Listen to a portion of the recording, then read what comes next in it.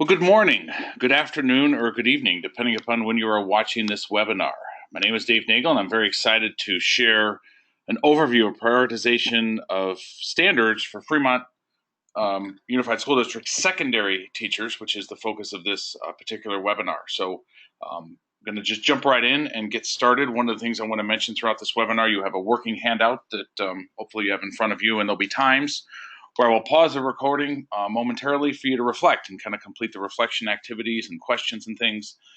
Please do so as long as you need. I will pause momentarily just to give you a chance to kind of pause the recording, but I'm going to then just jump right in to keep the limit, to keep the time limit on the overall webinar just as short as possible. A little bit about myself. My background has been specifically as a practitioner at the secondary level. I taught middle school and high school science. I was actually in a 7, 8, 9 configuration, so I taught junior high and then ninth grade biology. And then I was an administrator in the exact same district. My middle school was about 1,250. The high school where I served as an associate principal was about 3,400.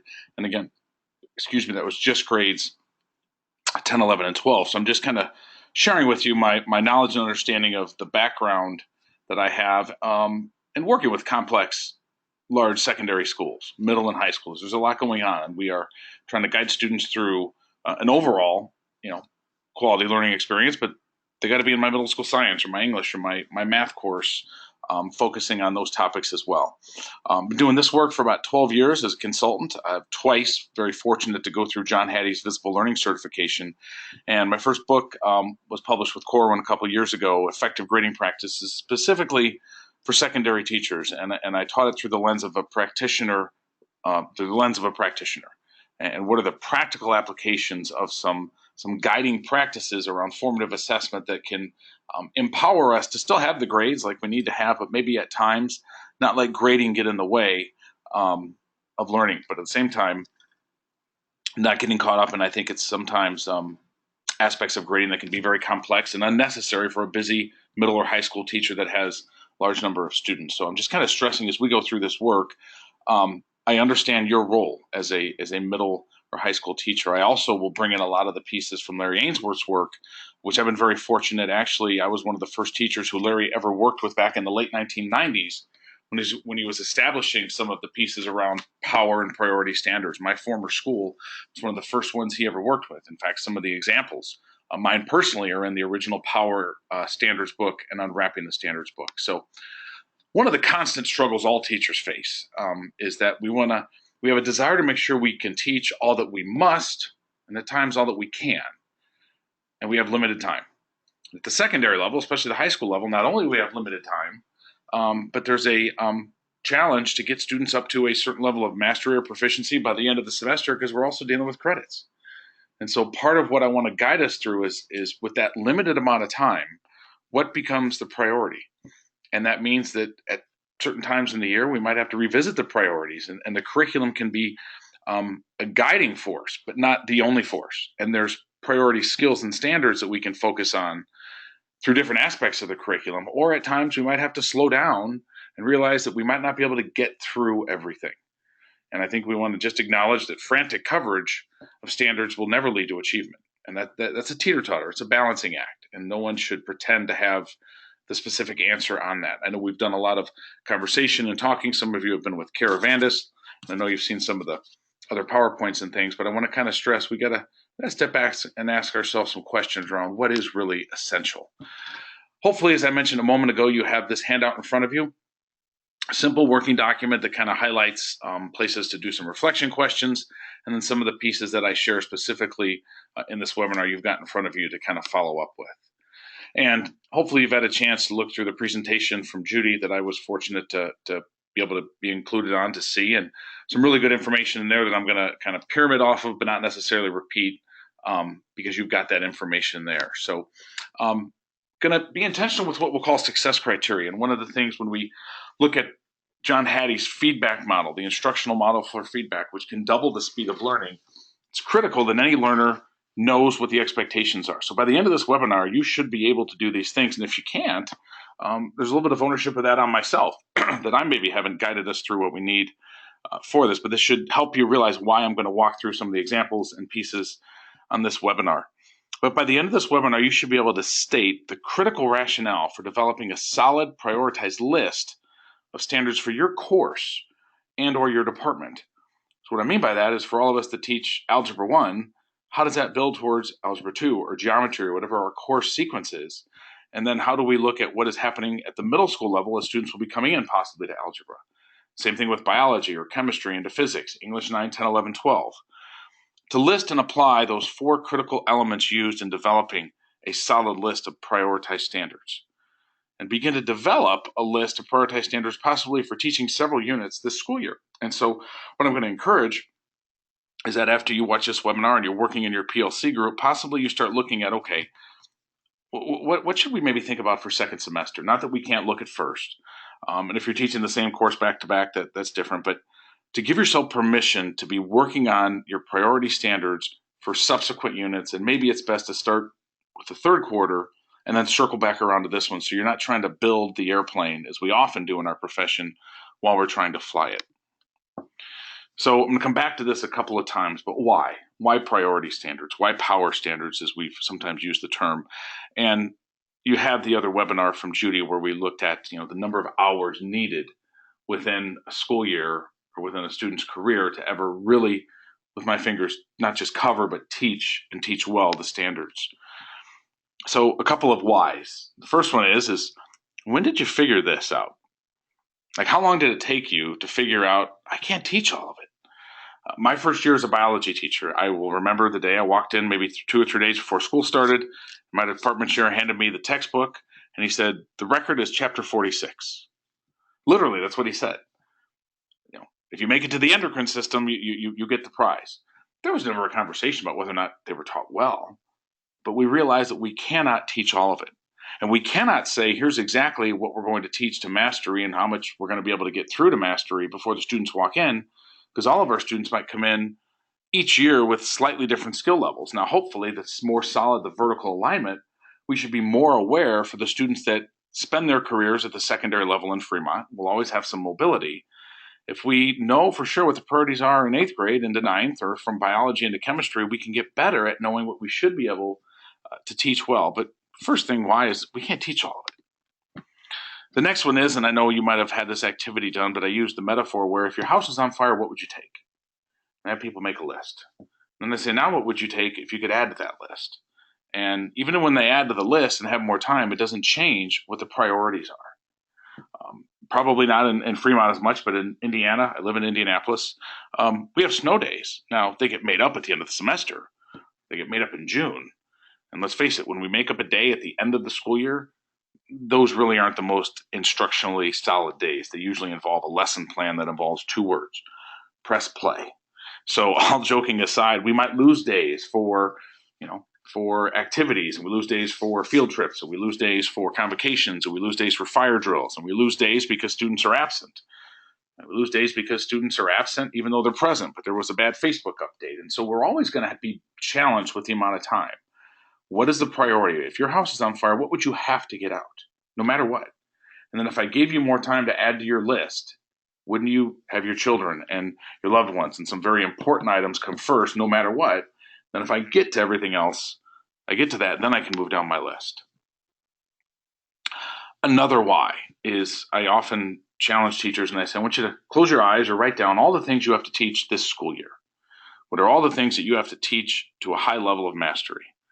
And many teachers will come up with a big long list, or they'll kind of even roll their eyes like, geez, it's huge. And then they'll say, now, what would you want or demand or expect the students that you're going to have next year for their teachers right now? What would you want them to teach really, really well? Or what would you want them to expect to have them teach? And it usually starts with this word, just.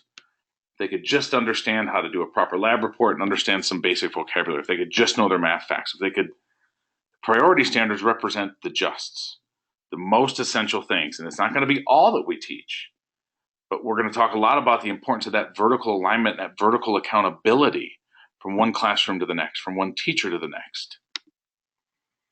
Another why is that any assessment really comes down to these 3 points: purpose, evidence, inference. Any assessment we do in life. Most mornings when I'm on the road and I'm trying to get to my client's site, I have a purpose to get there on time with a venti pike with 2 shots of espresso from Starbucks because that's how I always start my morning. Recently, I was driving to a client's site and I made an inference from evidence that I wasn't going to meet my purpose because the Starbucks had 15 people in line and 27 cars in the drive-thru. So what did I do? I drove 17 more feet and went to the next Starbucks. But my point is, we do this all the time. We have a purpose and we're gathering evidence to make an inference. A quality assessment that's driven by priority standards will help us make sure on our assessments we're gathering the most and essential evidence around the priorities to know if students not are just mastering it, if they're not, how far away are they? And if they are, what might their next learning step be? So it will help us maybe gather better evidence. For example, and I'm going to use this point a lot, if students are in class in English and they're reading To Kill a Mockingbird, unfortunately, and I mean this, nothing against To Kill a Mockingbird, the kids think they're learning To Kill a Mockingbird. Really, what the purpose of the unit usually is developing an understanding of complex characters. Is understanding how theme and plot develop over the course of a text. That will maybe drive how we're gathering evidence if, for example, if we're looking at the complex character understanding, how they look at how Atticus evolves, how Jem views Atticus over the course of the movie, and how they look at him not just as a single parent, but as their dad, and as their dad who can shoot a gun, and their dad can. So my point is this will drive maybe how we use some existing curriculum. When the priority standards are the driver, it's not going to abandon some of the things we've always done, but might help us be more effective in the evidence we're gathering from one unit to the next. Another why is that priority standards would be the catalyst when we develop quality common formative assessments. Common formative assessments are aligned pre- and post-assessments within units, collaboratively designed by the grade level or course team. And that's critical. We're going to talk a little bit about how collaboratively designed doesn't mean we're always all doing the work at the same time. We might understand what our focus is and understand the framework and the criteria, and then go off on our own and then come back together with the pieces we've developed. But if we aren't focusing our common formative assessments on the priority standards, we're missing out on making sure when we do come together, because we're not going to have a formative assessment that's common for all the students that we're going to analyze in the PLC meeting on everything. But that fourth bullet point, because they would focus on the priority concepts and skills students need to develop mastery around for success in the current and subsequent courses of study. How do we make sure that, and so for example, this might mean that we're giving a unit test that is focusing on 3 or 4 standards, but 2 of them are the priorities. And those line up with items 1, 6, 7, 8, 9, and these 3 extended response items. That's what we'll analyze in our PLC meeting. We'll still give the entire test. We still might grade the entire test, but we'll analyze the essentials because not everything in every unit is essential. Some things are more important than others to make sure that they're getting it or to know how we would build that into the next unit.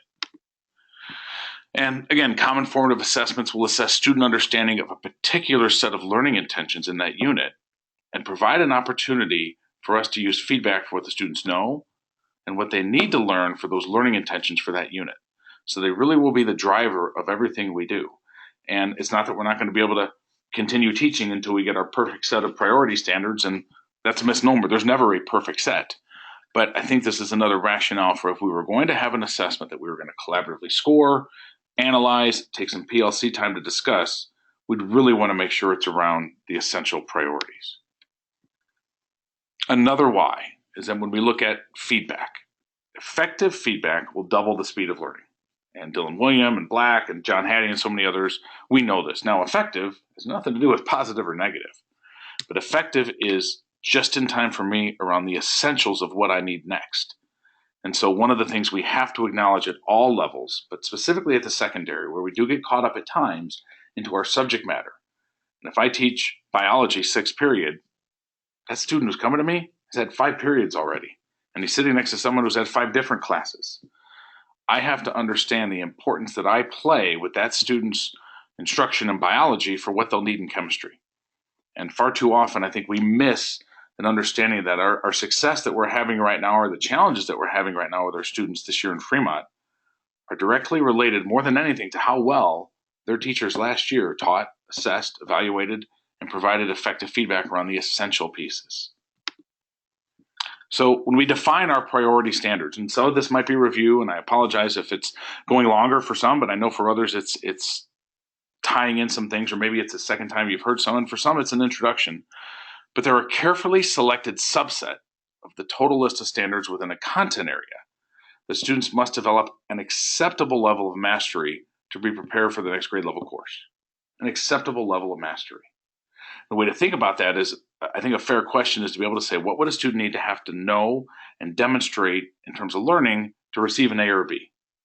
Not completed all their assignments, not did all their tasks. They've got to be able to show that they have those skills and that concepts to get in that range. And if they can't do that, then they shouldn't have a grade above that. So that way our subsequent teachers, our guidance counselors, our students and parents really know that that's where we need to be, an acceptable level. And the assured competencies student must learn to demonstrate proficiency in. So again, this is something I'm going to come back to several times. When we develop our list of priority standards, rarely should they be taught just once. And so we'll talk a little bit in a while about how we embed our priority standards throughout the year once we develop our full list. But at least for any unit, let's make sure we're making the right decisions around what's most essential with what we're going to teach and focus on. Same slide there. So when we look at priority standards, if we think of all of the pacing guide and the curricular elements of all the standards, the unwrapping and the deconstructing of standards, which we'll talk about later on when we build in the common formative assessment work, but our priority standards will help develop focus for each unit assessment. So when I develop my end of unit assessment, which might mean, and this is where I challenge teachers a little bit, teachers, as you should, with rare exception, don't like to be told what to do. You're professionals, you've got some competencies, certainly there's some guides and some structures and things, but no one should tell you exactly how to teach. Well, then we shouldn't let Houghton Mifflin tell you exactly how to assess at the end of a unit, because that chapter test is at the end of our book. If we understand the priority standards, what we can do, because we're busy and we can't always create our own assessments, we can take that end of unit assessment that someone's already drafted for us and make enough tweaks in it to make sure it's focusing on the priorities. Because a lot of times we might even have a priority, we line up our instruction, the assessment isn't really what I wanted. It didn't really align with that. I'm trying to determine whether or not my blood pressure is going up. I can't just step on a scale and see if I'm losing weight. That doesn't tell me yet my blood pressure. So when I use metaphors like that, I'm just trying to get us to think it's possible that we might have a unit assessment that if we really look at what the priorities are, we might tweak it and adjust it so it really gives us the right information. The criteria that Larry's developed for what we used to call power standards, priority, sometimes interchangeable terms, they have endurance. They'll stand the test of time. They'll be able to be applied to life skills. An important one for us to think about is readiness. And this is where that vertical conversation needs to happen. What do kids really need to have to be able to know and do when they leave algebra and they go into geometry? Or, for example, and I don't know the structure and makeup of the classroom setting, most high school students would have maybe Algebra 1 and first semester and second semester and keep the same teacher, but if they change teachers ever, or they change teachers from U.S. history first semester to second semester, are we making sure that what's essential for them to walk out with trumps getting through everything? What do they need for readiness for that next level or that next course? Leverage. Far too often, and we do this to kids. I was just on a conversation before this call with a principal from a good friend of mine, who's a principal at a large high school in Mississippi, just talking about how students go from class to class, and we don't take enough time at times, because we are busy, to help them make connections from one course to another. When students are arguing in social studies about who's the biggest influence in the political election, is it mass media, is it interest groups, and they're forming an argument, that same skill can help them argue in science what variable really impacted the lab. It can help them argue when they're reading To Kill a Mockingbird why Jem looked at Atticus differently because he was a single dad as opposed to if they had two parents. My point is that term argument has leverage. That skill has leverage. It can help students be applicable in other subject areas, and we'll talk a lot at the end of this webinar about how we must look at the literacy standards for history, science, and technical subjects. Literacy is a shared responsibility. Now, finally, the other filter is the external exams. And this, in no way, shape, or form, sometimes I hear the term, well, we're just teaching to the test. Well, let's dig into that a little bit. I'm willing to bet that your high school football coach and basketball coach, and even volleyball and other coaches that play team sports, have either scouted personally or watched film on the opponent that they're going to play. We don't call them cheaters. What we're doing is we're trying to say what situations are going to happen to my athletes, before that next competition. Band and choir might know who the judges are a little bit and say, hey, listen, this part of our performance is going to be scrutinized more heavily. We want to make sure that the external exam doesn't become a disqualifier. And that's why we're going to use it fourth. First, in terms of what might be assessed on it, and then also the format and things of that nature. So the first three, endurance, readiness, and leverage, are really critical. But of course, we want to consider external exams. But I would challenge that that's teaching to the test. That's not giving them the answers and having them try and memorize them. So I'm going to pause for this first time for about 15 or 20 seconds. Please pause the recording longer. And if you're watching this in a PLC setting, even better. And one thing I want to stress, maybe this is a webinar that you watch over the course of a few days.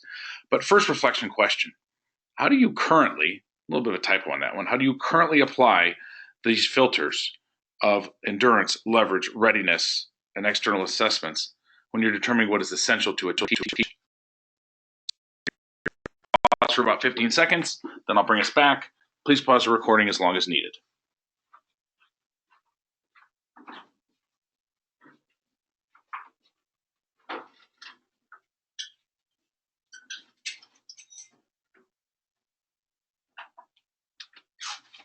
Welcome back. That actually gave me a chance to get a drink. I was getting a little bit of a cotton mouth there, so it's kind of an occupational hazard when you're presenting or speaking. So I'm going to move on. But again, anytime, please pause the recording as long as needed, complete a reflection question, and maybe discuss as a group. And one of the things that Larry's talked about in a lot of his work is when we're developing district or school priority standards is what he calls the accordion model. An accordion never completely touches, but it never gets too far apart. So when we talk about that, we're going to look at the filters and examples of ways we can develop a list of priority standards where everybody understands the format and filters, but then we go off on our own, develop our list, and bring them back together. And then we come back and we look at them. So we never get too far apart, but we don't have to touch. So even people who teach biology, same course down the hallway or at different high schools, should have an essential element they're both teaching. They also should have some degree of freedom to bring in their own level of expertise, but what are we going to agree is an assured competency so that way students' experiences are not so different that their grades and their learning are dependent more on the student information system that schedules them and not the quality teaching and learning around a viable and guaranteed curriculum. Not that we always have to go after the same novel, but we're certainly going after the same standards. As I've talked several times, vertical alignment is critical. I'm just going to show some examples of what must happen. This must be something that is done in PLC settings. There's no place in our work that we shouldn't include as much teacher voice as possible. Without a doubt, priority standard selection has to be one of the top elements for that. So what you see here is districts I've worked with and some of my colleagues where they were kind of making their list of what they felt was a priority standard, what rationale they were putting in, and then it's a little bit of a call voting process, and it's not just majority rules, but are we building towards consensus? And then this is an example of a district I worked in, and again, this is actually, if you look close, it says kindergarten, first grade, second, but same concept. It doesn't have to be done on chart paper when we get to this level, but it's powerful, so we can look at it and see it and go, okay, I'm seeing an alignment from RI1 in 9th, 10th grade? Am I seeing that in 11th to 12th? Am I seeing the biology flow? Is that the right amount of flow? When there's a gap or an overlap, is that okay? Standards that are kind of taught multiple times throughout units and within courses, or other times there's a gap between 8th and 9th grade that maybe we shouldn't have. It's taught in 7th, it's taught in 9th, and we skip it in 8th. Maybe that's not what we need to do. Or maybe that's okay because students might get away from it and come back to it. So reflection question number 2. How does your current teaching team, your course or your department determine what standards are truly essential for students to master? What are we using now to make sure that we're all at least agreeing upon what the essentials are first? If we think of a dartboard, there's the red bullseye. That's the essential. Then we have the green bullseye. And then as we branch out, we can have more freedom once those first pieces are in place. I'll pause like last time for about 10 seconds. Then I'll continue on. Please pause the recording as long as you need.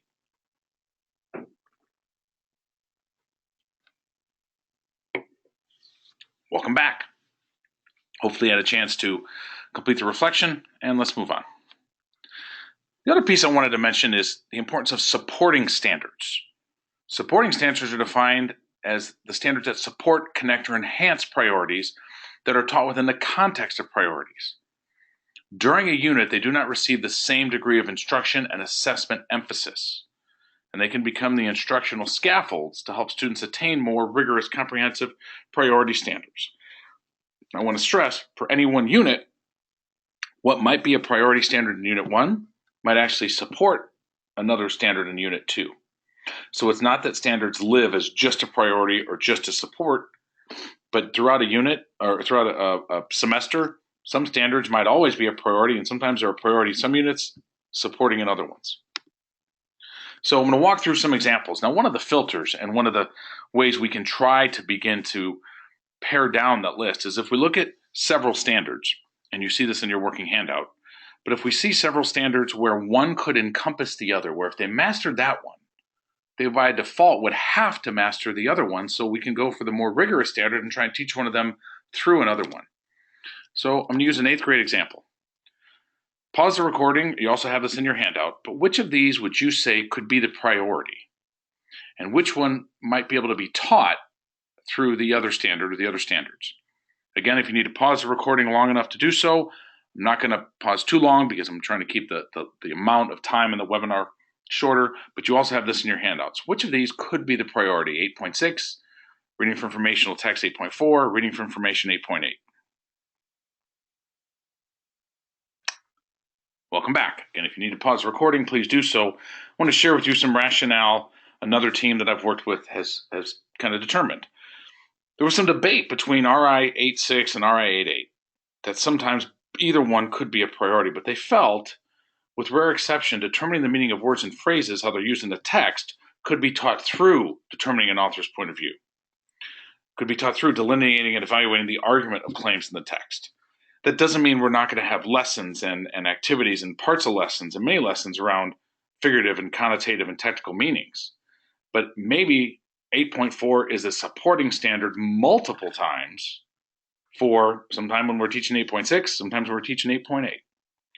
And again, this is where that could help guide us a little bit, because we would never, with rare exception, within a unit, teach one standard by itself. We're always going to be teaching multiple standards. We might focus on one first, and we might find out that students come in and they're really struggling with some of their meaning of words, so that becomes more of an emphasis at times. But now we can take 8.4 and say that will be a supporting standard multiple times, but we might not always just emphasize the meaning of words unless we're doing it through author's point of view, delineating the argument, etc. Walk us through a science example. Next generation science standards, which the state of California has adopted. So here's 3. I'm going to stay on this for a little bit, just like last time. Pause the recording if you need. You have these in your handout. Which of these could be the priority? First one deals a little bit more concrete about structure of DNA. Next one looks at developing a model to illustrate hierarchical organization of interacting systems. And 3, plan and conducting an investigation to provide evidence that feedback mechanisms maintain homeostasis. What could be a priority? Now, what teachers I've worked with have said, and I've used this example a lot in some of the units they've developed, was that the third one, plan and conduct an investigation, that part of that standard may always be a little bit of a priority. But whether they get into the feedback and maintaining homeostasis might not. For biology, that might be an essential element when we're looking at the structure of DNA.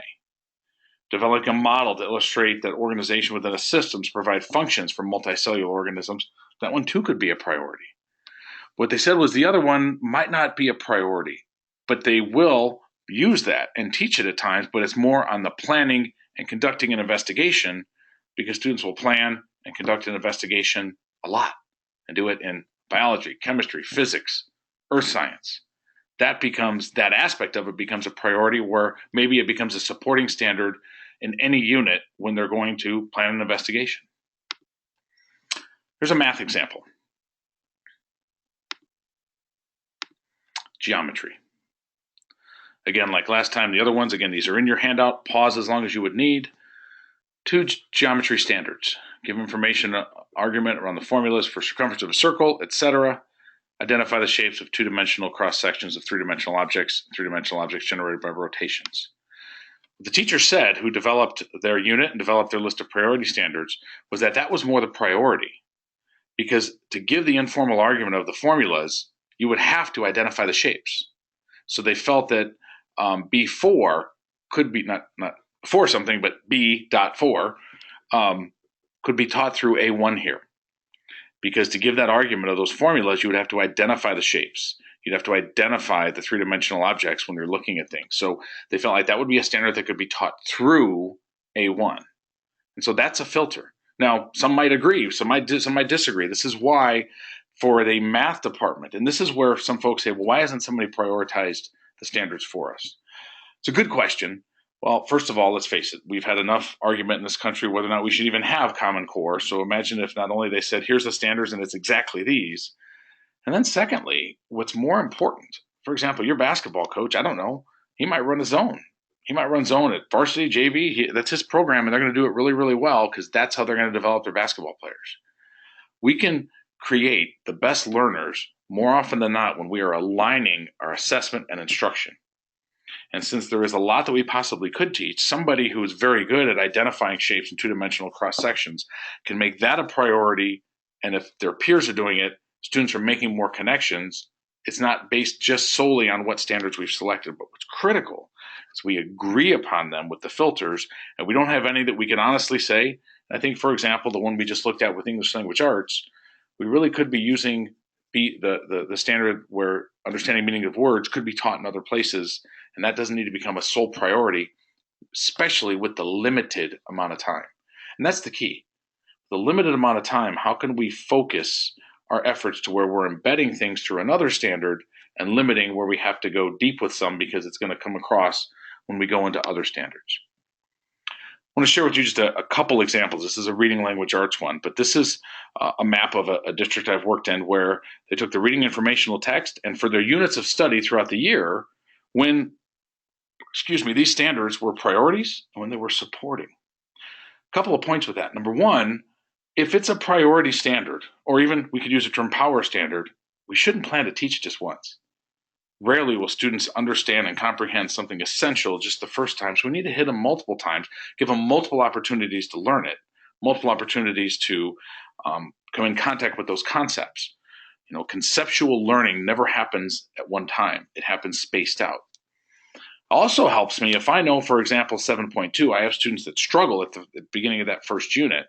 I want them to hit it again in Unit 4, Unit 5, Unit 9. I'm less concerned about the reteaching. For example, 7.4, if I'm in Unit 7, hey, this is the last time and it is a priority, so that might change how we look at reteaching time, what Larry calls the bridge or the buffer time. Also want to show where we look at reading, the range of reading and text complexity. For every standard, 7.10 is students will read and use and comprehend language and everything else that's text on grade level. That is always a supporting standard. It's not a priority for two reasons. Number one, priority standard for a unit would mean we would really focus our time to make sure every student meets and masters that standard. We have students in 7th grade that are reading at a 9th grade level. We have students in 7th grade that might be reading at a 4th grade level. The goal, of course, is always to read on grade level, but it's a supporting standard always because I'm trying to build towards that, and even if they're at 7th grade, I want to take them to the next level. So by default, it's a priority, but it's always a supporting. It doesn't become the one focus for any one unit. It becomes the underlying focus for every unit. The same thing can happen in math and science and social studies. So again, this is just a way to think about when we design our list and come up with what are the essentials. We're probably going to look at where we can embed them over the course of a semester and realize we're not just going to teach any priority just once. Sometimes it's going to stick around, but it's going to stick around as a support for other standards. So, reflection question 3. How does looking at priority standards in some units being addressed as supporting standards in others get you to think about, as you're developing your understanding and developing even some of your lists right now, of how you would go about realizing, okay, it might be a priority, but I'm not going to just teach it once. And at times it could be, for example, like number 10, it's a supporting standard throughout the year. Pause for about 10 seconds, pause the recording as long as you need, and then we'll come back. Welcome back. Hopefully you've had a chance to pause the recording, complete reflection question 3. If not, please do so. We'll go ahead and move on. So a final piece, as you see in the working handout that I provided, is a priority standard selection matrix. And again, I've sent it in Word. You can make adjustments, but what we would do is on the left-hand side, we would list our priority standards and then begin to determine the checks. Do they have endurance? does it apply to the external assessment? Readiness, so within a course set of classes, algebra, geometry, so within math, or in science or social studies, can it be applied to other areas of learning within that discipline? Will it help for confidence in the next grade level? That's something that, it's kind of an essential from 7 to 8. It's kind of an essential from biology to chemistry. It's kind of an essential from world history when they go into geography or U.S. history. Another point with readiness, do our current assessment results support emphasis? Which is why our priority standard list will be pretty solid in nature, but it'll never be 100%. Meaning that certain assessment results would drive, okay, now that needs to become more of a focus. So that's where we might need to look at some of our internal and external assessment results. And then leverage is their ability to cross over into other disciplines. And then the number of checks out of 6, and if we're meeting 4 or more, it's likely to be a priority standard. So let's take a look at some examples. And you see these in your handout. So the first one, and again, these are actual from districts I've worked in, not all one district, but so you take RI 910.2, determine the central idea of a text and analyze its development over the course of a text, including how it emerges and is shaped and refined by specific details, provide an objective summary. Well, this group determined that it would hit all of them. They didn't necessarily know their current assessment results. 5.5 plus, it's going to be a priority standard. The next one, 9, analyze seminal U.S. documents of historical and literacy significance, the Farewell Address, the Gettysburg Address, letters from Birmingham, and how they are related to concepts and themes. They felt that there was some endurance. They couldn't see it linked to external assessments. They felt within language arts, certainly it could apply to other levels, but it really wasn't essential for confidence for the next level. You wouldn't have to read those documents to progress, especially in literacy. Does it cross over to other areas? They actually put a small check. I mean, technically, this would cross over to social studies. I don't know as a former science teacher that it's going to apply to me. So they felt like it was a 3 and it won't be a priority. Middle school science. Analyze and interpret data on the properties of a substance before and after they interact to determine if a chemical reaction has occurred. Endurance, yes. External assessment, at this time they said no, and some of that was because they hadn't seen what the next generation assessment was going to look like. They felt like it could be compared to other areas. They felt like they would need that going into high school, and it would certainly cross over analyzing and interpreting data. For the most part, you're going to hit in every course. They made it a priority. But I wanted to share one more, as you see it in your handout. Middle school science, develop and use a model to describe the total number of atoms, does not change in a chemical reaction, and thus mass is conserved. I'm not quite sure if it was going to stand the test of time. I was a former science teacher myself, but don't really know if I use that on a consistent basis. Felt like it would be on a high-stakes assessment. Felt like it could be applied to other levels of learning within that subject matter, and certainly confidence to the next level. Probably not a lot of crossover, but it's still a priority. So you see here, 4 or more for sure equals a priority. But for science teachers, it would make sense that even though it doesn't hit all of those criteria, that's going to be an essential element when students are leaving middle school to have a foundation for chemistry that they'll get within the subsequent years in biology a little bit and even more in chemistry. So again, 4 or more would really signal it's probably really good chance of priority, but that doesn't mean within course disciplines like science or social studies that there's any reason we're going to abandon something as concrete as this just because it doesn't apply to what they might do in music or social studies. Finally, I just want to talk a little bit about the importance of literacy being a shared responsibility.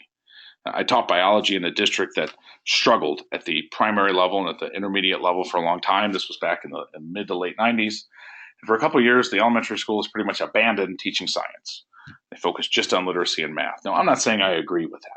I think you can teach literacy through any subject, but some of my peers were just up in arms. They're going to come to middle school and they're not going to know some of their science stuff. And I kind of kept quiet, but every once in a while I would say, you know what they need to be proficient, or what I need to have a student when he walks into my biology class to be able to teach him or her, they need to be literate. The more they can read on grade level and read with quality, the more successful they're going to be. Now, that doesn't mean we should abandon teaching science or social studies for the sake of literacy, because as we mentioned, we can do it through all subjects.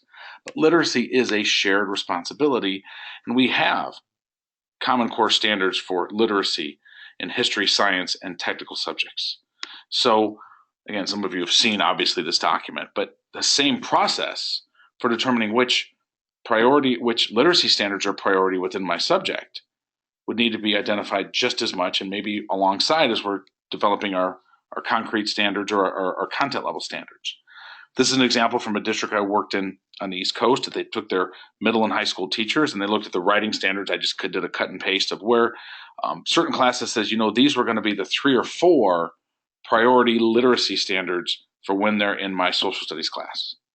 That, we're going to try and hit as many as we can, but we'd rather from a non-language arts course focus in on a couple that we hit over and over. And it's not about teaching the grammar, it's not about scoring the grammar, it's much deeper than that, I think we know. So my question then actually is multiple questions for number 4. How do you currently embed the literacy standards into your course of study? And do you assess them separately? Do you assess the identifying the claim when you're having students determine whether or not they justify their answer with which mass media or political parties or interest groups really affected the election?